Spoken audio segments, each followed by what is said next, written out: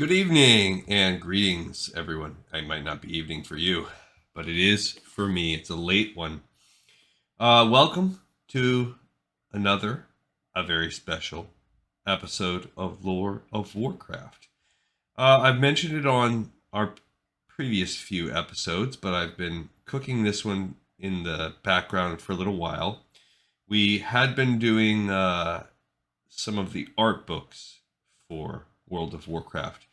Now, one thing we've always done on this show is we've always tried to do every single piece of lore everywhere. And when we hit World of Warcraft Classic, that really slowed down to a trickle because there's so much game content and in game lore that we've put a pause on the chronological lore that we get to witness. However, there are some sort of asynchronous or um, outside of timelines, really types of lore that are out there, or things that aren't necessarily important to be covered in a lore perspective from any kind of time flow sort of thing. And those are kind of the compromise that I've wanted to make. Is I want to keep catching us up to where we were before we did a reboot on the classic walkthrough, by feeding us all with some print content.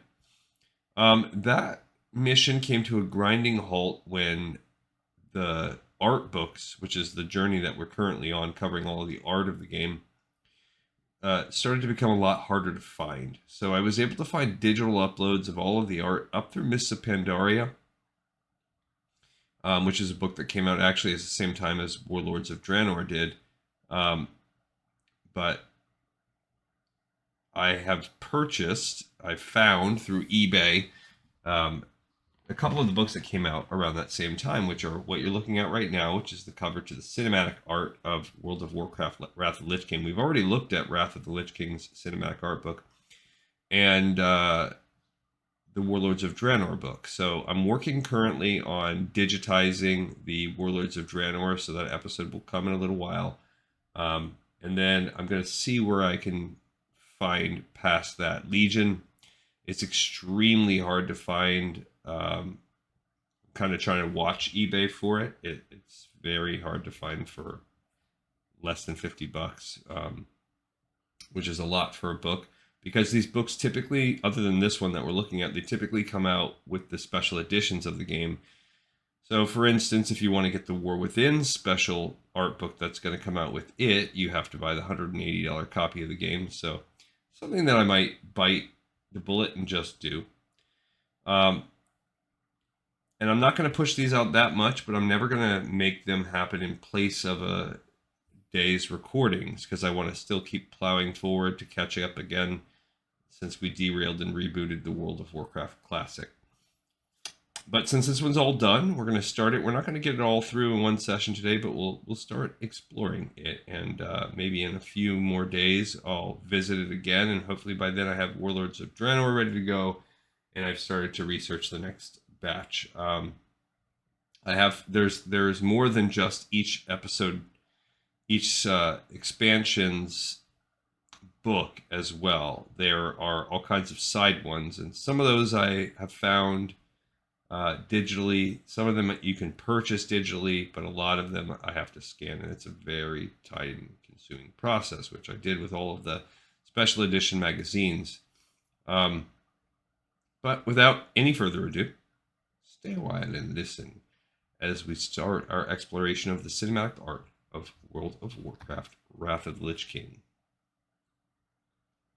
So we start with a very cool cover art. It's a picture of, it looks like Sindragosa and someone off into the side kind of looking at her. Maybe that's the person that rezzed her. Maybe it's a lone hero going to fight her because they're over leveled now. Within the first page, you hear $30. I guess you could have bought this once upon a time. I don't remember how much it cost me. Probably at least that much. Wrath of the Lich King is the anxiously awaited second expansion to Blizzard Entertainment's World of Warcraft. For more than a year, the Blizzard Film Department worked with World of Warcraft historians and game developers to create the epic cinematics that tell the tale of the Frozen Throne and the rise of the Lich King. The cinematic art of Warcraft, Wrath of the Lich King, explores the development of the story, art, and incredible cinematic execution of Wrath of the Lich King. The book details the developmental and technical processes, follows the story and character creation, and contains insights from the Blizzard film department. It also includes more than 200 pieces of original developmental and conceptual artwork, with over 75 pieces of World of Warcraft art exclusive to the book. And this, as I've uploaded, I can corroborate that this is a very cool, very high quality book. With this rich behind the scenes look into an award-winning cinematics from Blizzard Entertainment, readers will experience anew and in greater depth Arthas' fall from the light, the icy edge of the Runeblade Frostmourne, the harrowing march of the Scourge, Arthas' battle with Illidan, and the wintry breath of the Frostworm, Sindragosa. So this, I believe, is kind of an art panel that reflects in-game cinematic CGI. And then this is a cool picture of Arthas in that frozen lake where he uncovers or recovers whatever Frostmourne for the first time. And that's, of course, the Lich King himself, looking sinister as ever. That is him in the background overlooking his army in a very Game of Thrones style type. And that's the second half. Now, that's the downside of me doing it like this. I chose to go with a single page by page format, even though sometimes it would be cool to have these two pages side by side. Actually, it feels like those two pages maybe should have been flipped. Maybe that one should come first. I'm not sure. Okay, so it just showed that on page 1 we saw the Lich King armor study. Oh, or part 1. Oh, I see. So this is kind of what we're going to get. There are 5 parts. We're going to look at an Lich King armor study. 2 and 3 is the Lich King leading the Scourge. 4 and 5 is Northrend. Oh no, these are the pages, not the parts. And here's the cover, the Lich King in the snow. If you really are a collector, I do recommend you getting your hands on this book because you can't find it digitally anywhere. And it is a worthwhile collection. I'm glad I have it. Later on, once we get a few hundred more subs, if I am able to introduce an exclusive fan rights kind of thing, I will most likely give out links to these uploads that I've done, and maybe even offer exclusive shipping. Like I'll give out some of my collection because I'm not much of a hardcover collector or a physical collector. I like to explore the content with you guys, but I don't care if it sits on a bookshelf somewhere in my home. But I do also know a lot of people that like that kind of thing. So we have a Frostworm study and a production storyboard of Lich King. This is the Frostworm study, and I don't know what the storyboard is. And here's all the table of contents. So there's an introduction. Part 1 is called In the Beginning, covers Prince Arthas and the birth of an idea. Part 2 is Bringing It to Life, which covers the claiming of Frostmourne, Conception, the Frozen Throne, Ice Crown Glacier, Sindragosa the Frost Queen, and the Curse of Ner'zhul. Part 3 is Raising the Dragon. They spend a lot of time on that. The Dreaming, the Forge, Modeling, Surfacing, Rigging, Research and Development. But I don't think it literally means dragon. I think it means like raising the actual art. Animation, matte painting, composition, RGB lighting. I don't know what RGB means, but I've seen that before. I can't remember. Probably I heard it once upon a time somewhere. Look, development, effects, rendering, compositing, sound, followed by an epilogue and a colophon. Here's a cool picture of some kind of orc, maybe a horde hero, maybe a scourgy kind of horde because he looks that way. He's got all these weapons and banners. Pretty cool sketch. All right, so here we have Jeff Chamberlain, who is the director of this book, writes an introduction, and that kind of looks almost like a forge.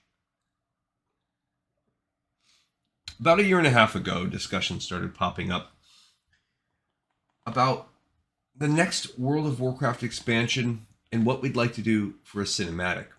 When we realized that we were going to revisit Arthas, one of our favorite anti-heroes from Warcraft 3, everyone got pretty excited. We knew we had to create something really great to be deemed worthy of Arthas' saga, since he's arguably one of the most powerful entities in the World of Warcraft. Pause. I'd say they succeeded because myself and many others find this to be the most arresting expansion, the height of what World of Warcraft was, and I still feel that way to this day. It was clear a great deal of thought would have to be put into what we actually show, and as the process went along, it became evident that we couldn't interject him into a fast cut series of Warcraft scenarios a la Illidan in the Burning Crusade. The question was then, how do we push this guy's story further and do it justice? How do we make this intro as ultimately insanely epic as possible? It's pretty typical at Blizzard to polish something forever until it's better than what we had originally imagined, and the Wrath of the Lich King cinematic is no exception to this process. Starting out, we imagined a cinematic similar to that of the Burning Crusade, but one day, sitting around a table jamming out some concepts, the idea of raising a frost worm was dropped. It was one of those great Blizzard moments when everyone in the room just paused and eventually someone stated what we were all thinking: dude, that would be really cool. The funny thing is, true to Blizzard's style, we kept polishing and trying out other ideas to see if we could find something even better. Many of our ideas involved gnomes, honest.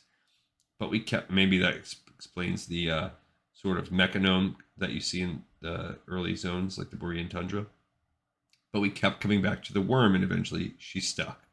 From that point on, the Blizzard cinematic production process got fired up and took on the daunting task of turning this idea into reality. What you're about to read will hopefully shed some light on how we approach this process. It's pretty amazing to witness firsthand, from the collaboration involved in getting an epic story locked in, to the generation of hundreds of assets, sets, cameras, lighting, and concepts, to the sound design and the creation of a truly unique and moving score. Everyone is on board 100%. This is what makes this whole process not only work, but work well. Creating the Wrath of the Lich King cinematic was truly a great time, and we can only hope that you enjoy reading about it half as much as we enjoyed making it. This is the Undead Orc Weapon Master. That's what we're looking at. It is some sort of forge. And this is the sort of black text that you see for part 1 in the beginning. So of course, we're going to start with Prince Arthas. And again, I apologize when I scan these as I described on my last episode, because I knew this was coming. This is all homemade by me, and I'm trying to balance not destroying the book and the binding, because it's very hard to push these pages flat and to do so in a way where my hands aren't in the picture or whatever, to reduce the glare where I can. As you can see, there's some glare on the edge. You'll see that a lot. Depends on the lighting of the room I'm doing it in, whether it's daylight or artificial light. And I do my best. So every now and then we'll either get excessive glare, or the words might be blurry because I didn't catch it in the reshoot process. But it's all many of the reasons why this is just a labor of love, and it's not enjoyable. This part that I'm doing with you all is extremely enjoyable. I love going over it, and I don't read it beforehand, so I'm really, really taking the time to soak it in only with you all. But it is not fun to scan 150, 200 pages and crop them and upload them. And it's not an enjoyable experience. So if there's any way I can avoid it, I try to go for that. Prince Arthas. Prince Arthas Menethil was born to a proud and loving father, King Taranis Menethil II, leader of the Alliance of Lordaeron. As a youth, the warm and inquisitive Arthas had already begun manifesting the determination that would in later years inspire unwavering loyalty in his men. Early on, the prince was trained in martial combat and the ways of war. Muradin Bronzebeard, brother of the dwarven king Magni, instructed Arthas in weaponry, while the legendary paladin Uther the Lightbringer guided the young prince in matters of faith. Arthas excelled in his training and studies, and in time pursued a higher education with the wizards of Dalaran. It was there that he reconnected with a childhood friend, Jaina Proudmoore. All of this we read in the Christie Golden book, which is a very, very good one.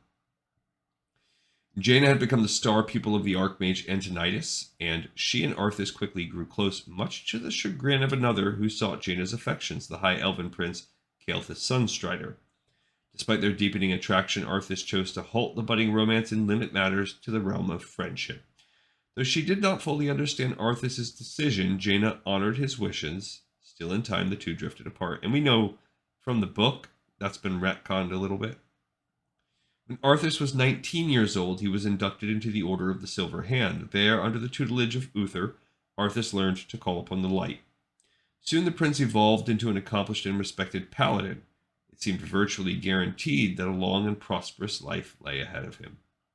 However, unforeseen events had already been conspiring to lead the prince down a dark and treacherous path. In the end, those who loved Arthas would suffer the most, and the world of Azeroth would never be the same. Sort of like in Dungeons and Dragons when you have the anti-paladins. It's basically what Arthas is. And here you have two images. It looks like in the court of Menethil II. And the reason why I say that is because silhouettes, maybe this is Taranis and his mother with a babe. And you see the rose petals, which is a motif that is revisited in the cut scene of Warcraft 3. Showing the fall of Arthas. Birth of the idea. The Blizzard film department, henceforward we will call it BFD, started a little over a decade ago when a small group of Blizzard employees decided to pursue their shared dream of producing computer graphic, or CG, cinema for video games. Since then, BFD has grown into a creative cinema studio of more than 100 artists and technicians that creates content that is eagerly anticipated by Blizzard fans. And I would say that Blizzard is probably my second favorite CGI, even to this day, of any games out there. And it's not just Warcraft, their whole thing with Diablo and everything. They're just really good.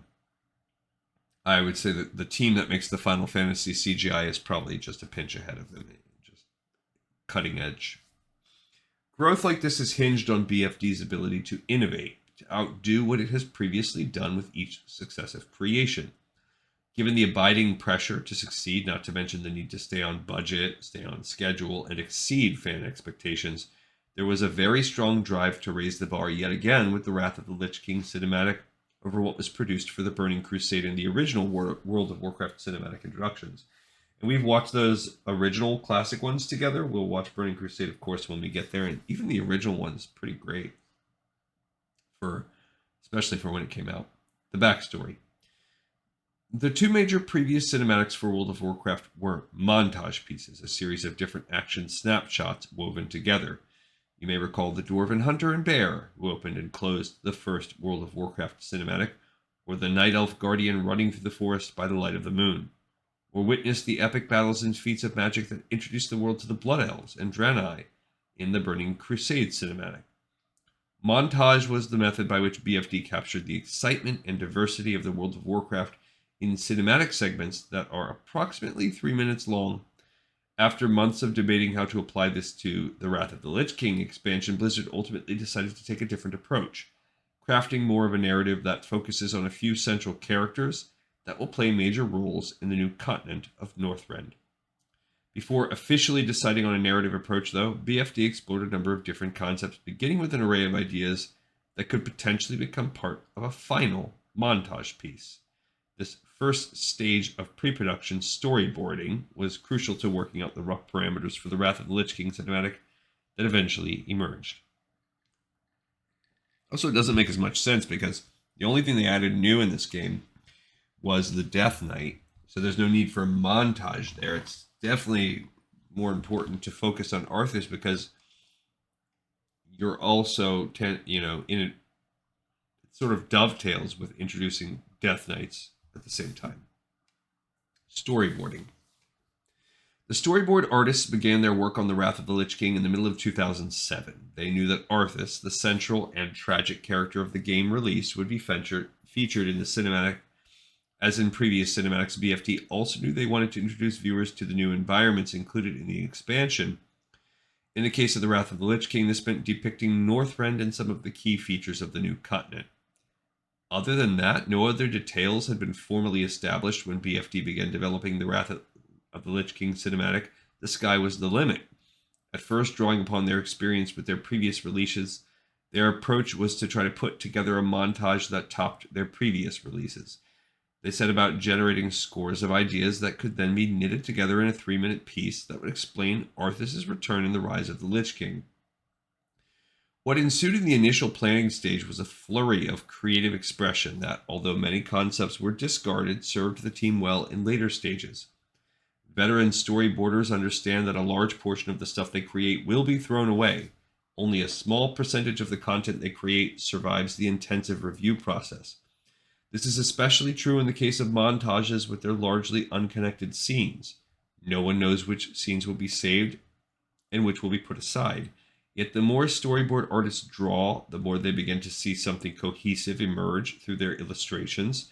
Most of their storyboards were drawn in black and white and featured a variety of detail, ranging from primitive basic depictions of events, kind of like we see on the left, to highly stylized, detailed illustrations. And on the left, we see a Scourge Warrior sketch. On the right, coming up probably on the next page, we will see storyboard concepts from the initial montage approach to the Wrath of the Lich King cinematic. The first storyboard will be the Lich King freezing ships. The second will be a Vrykul harpooning ships, and the third, a day in the life of the Tuskar. Drawing on scenarios that were being discussed in game development at the time, BFD began playing around with a number of different ideas that involved the races and features of Northrend. In one of the scenarios that made it through a number of development passes, the Vrykul, a giant humanoid race that resides in Northrend, harpoon, and we'll come back to these pages in a second, ships to the bottom of the Howling Fjord. So we have two storyboards here. Kind of neat. So we see ships in a harbor.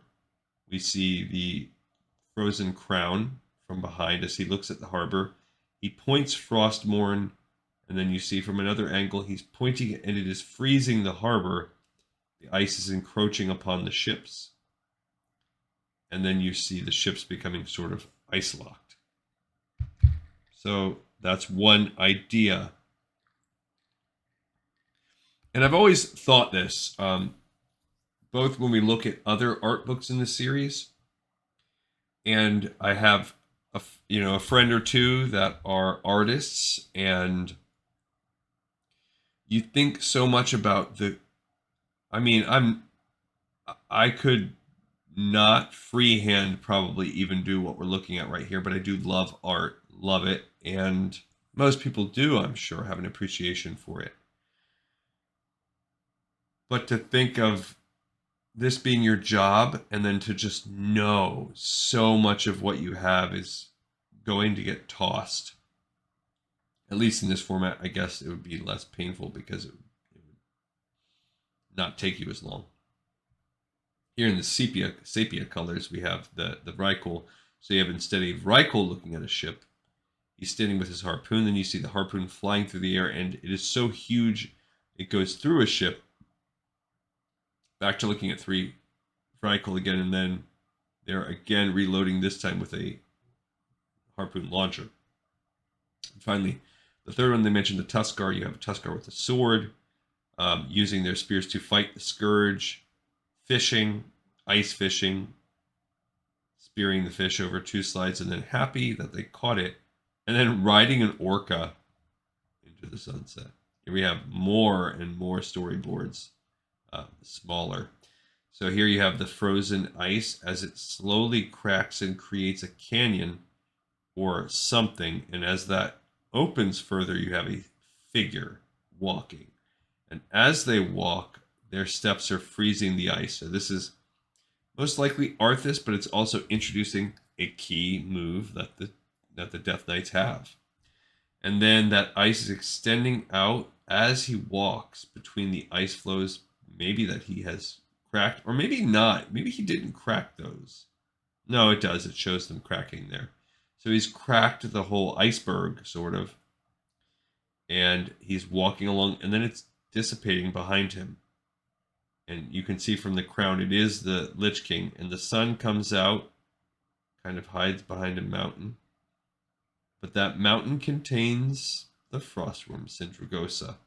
So he's looking at it. As the sun goes behind it, you can see what it contains. The snow is coming down around him. As we come in for a close-up, he's looking. You can see bits of bones sticking up through the snow. And as his foot is stamped, maybe he takes a knee. And maybe you're getting a close-up of his cloak coming around, and then his hand is shown as he slowly reaches, grabs, and pulls out Frostmourne. Pulls out for his whole body shot as he fully unsheathes it, whips it around, and points it in his iconic fashion. And snowflakes are coming ahead. And then we focus in on the snowflakes instead, which then zooms back into the sword, and we can see the actual snowflakes hitting the blade, which just makes it smoke and reveal the runes that it has. It's like he's charging up his form here. He brings it up in a battle type stance, a magic casting stance. You can again still see the runes now. We focus on the runes. We focus on the tip, all smoldering, because that tip is now about to. He reverses the holding, plunges it into the ice, and you further see the bones of Sindragosa. So that's all serving to show the rising of Sindragosa. So that what we just looked at was the initial storyboard idea for the Lich King's entrance, and then the initial accepted storyboards for the Wrath of the Lich King cinematic, and the beginning of the final ideas for the ultimate approved sequence. And more coming up ahead are the final storyboards. And here you have the entrance here, where he's sitting on the frozen throne. BFD also wanted to feature another one of the new races of Northrend, the Tuskar, or Walrusmen. They thought that a mini montage of daily life for the Tuskar, e.g. ice fishing, battling the Scourge, etc., would be an effective way to introduce this new culture while also showcasing some of the different regions and features of Northrend's landscape. Another concept that carried a lot of weight from the start was the idea of creating a scene that featured a gnome warrior fighting an epic battle. Since the first World of Warcraft cinematic, World of Warcraft fans have questioned why the game's cinematics have never featured a gnome. This lingering fan critique prompted storyboarders to create a scene where one epic gnome faces off against an entire army raised by the Lich King. While the gnome was eventually dropped, the idea of the Lich King's army carried over and morphed into the vast undead scourge featured in the final cut.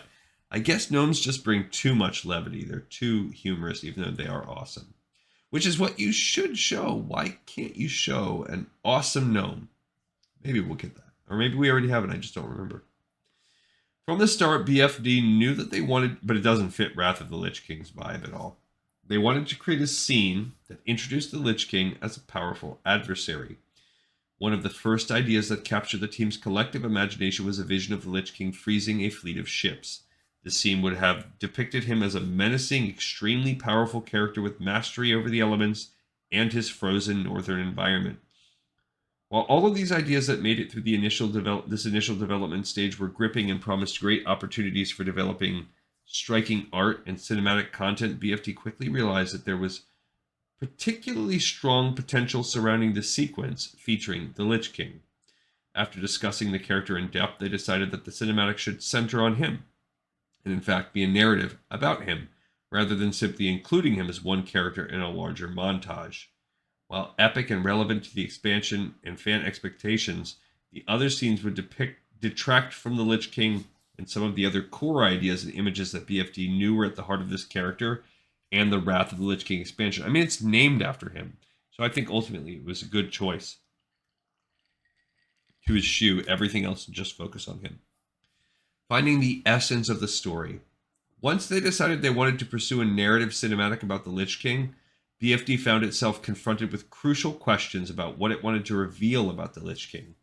His history as the good Prince Arthas and his character development. A journey through Northrend seemed needed. The Lich King also needed to do something that demonstrated the epic scope of his power, such as freezing the sea, and then crossing the vast expanse of ice he had made with a mere gesture. And then it became crystal clear. The cinematic would combine a display of the Lich King's massive power in an Arctic landscape with a dragon idea that had suddenly emerged when one of BFD's concept artists brought a sketch of a worm to a roundtable meeting. This image instantly got everyone talking. See Chapter 2. The story essence was born in this pairing of Arthas with the dragon. Having sensed the uneasy spirit of a great frost worm and knowing she would be a powerful ally, the Lich King would find and reanimate the great undead dragon. One of the Lich King's powers, after all, is to raise the dead. They would join together and lead the Scourge. This pairing of the Lich King and Sindragosa the Frost Queen provided a strong set of central images for the cinematic. The meeting between such titans also implied some significant backstory. Putting the two of them together provided great lore material, both for the cinematic and the world of Azeroth. A new chapter of World of Warcraft mythology that would play a central part in the development of the entire Wrath of the Lich King expansion was born. Arthas and Sindragosa, a regal frostworm killed in an epic battle, would create a terrifying and powerful partnership. Together they wage war against the rest of Azeroth. Welcome to Northrend. Embrace the Wrath of the Lich King.